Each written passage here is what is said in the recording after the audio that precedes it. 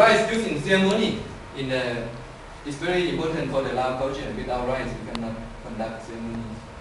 And rice can exchange goods, can pay debt. Oh, rice is very expensive now. The price has raised 60–70%. So rice contribute a lot in price income.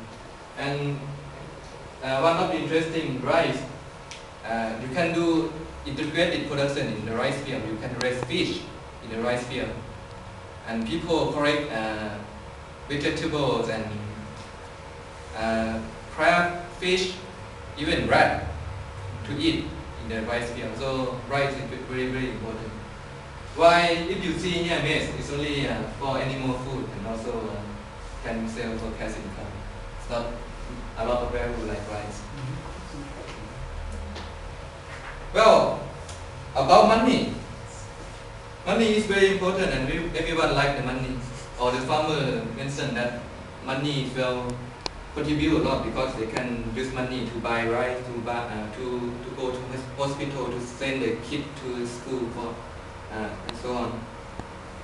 However, it is interesting to see that people living in mountainous area has lower demand about income than the people living in town.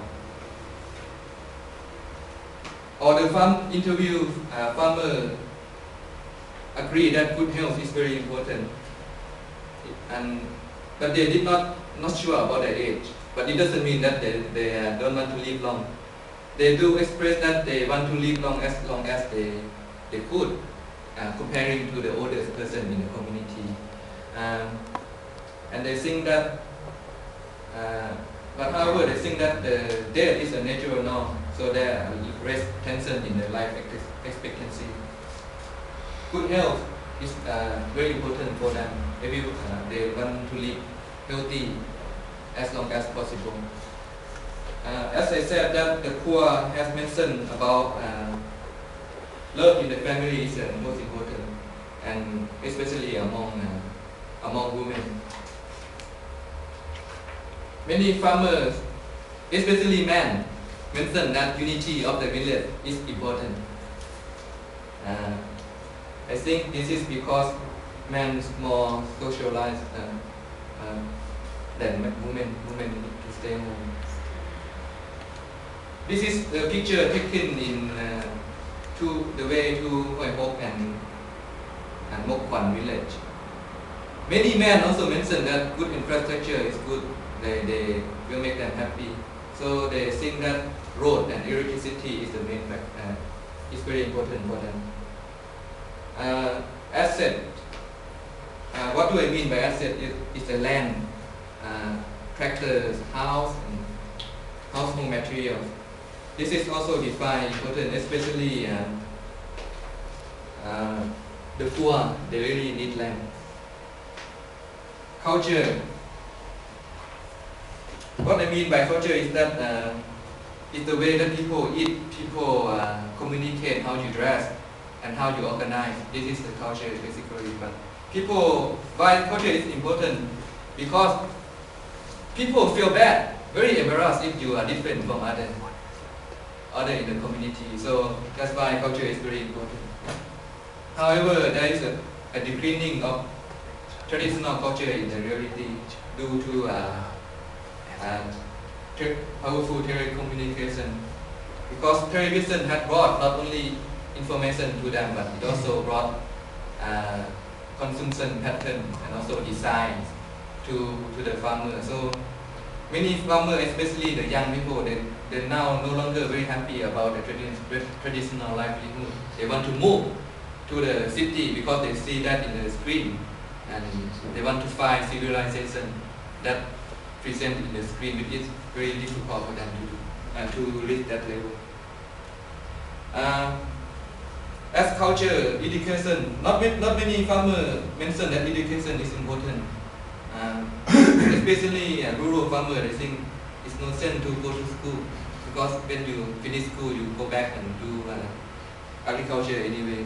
So that's what they think. And good environment also very similar to education. People don't see it, even though they live in the environment. This is a picture of Mok Kwan village. isolated in mountainous area.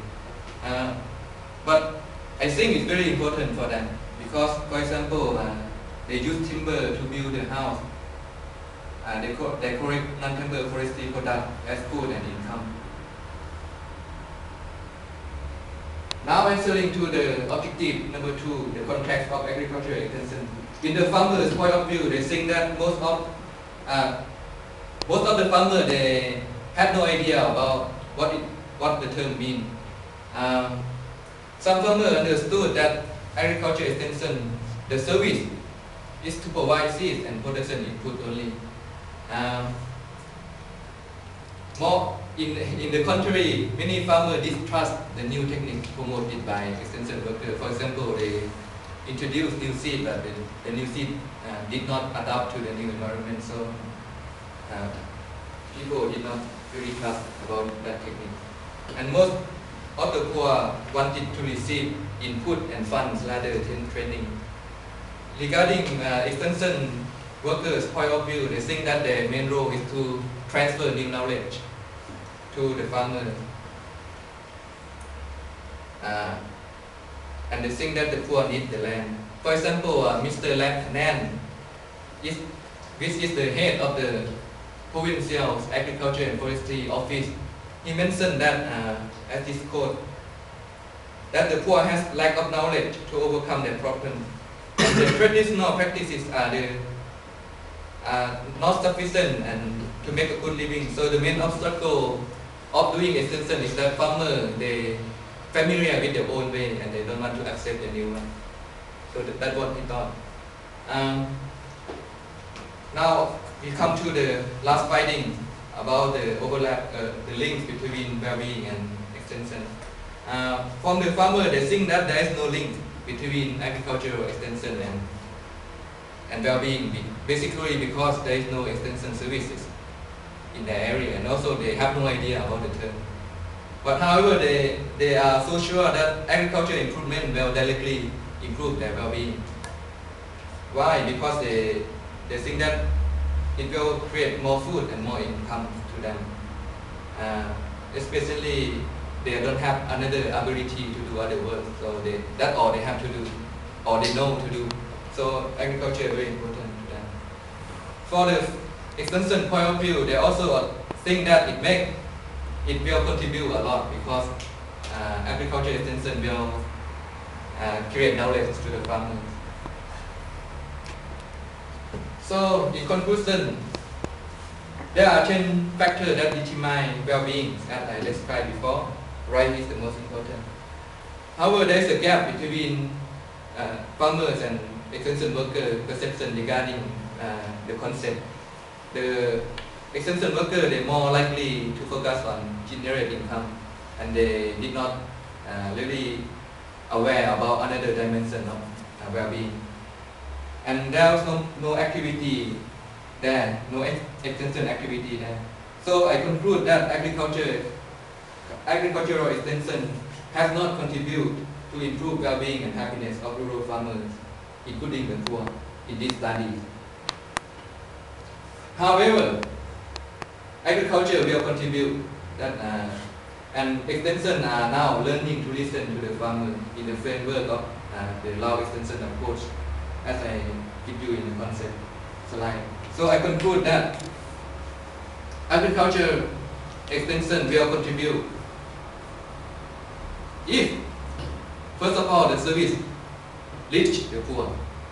Second, extension workers use well-being and happiness as an ultimate goal, as the goal of the development. And they should address another dimension of well-being, not only income, but they should address all the 10 perceptions. Concretely, in this study, I think improving rice production is a possible extension activity that will contribute a lot in improving well-being and happiness of the poor.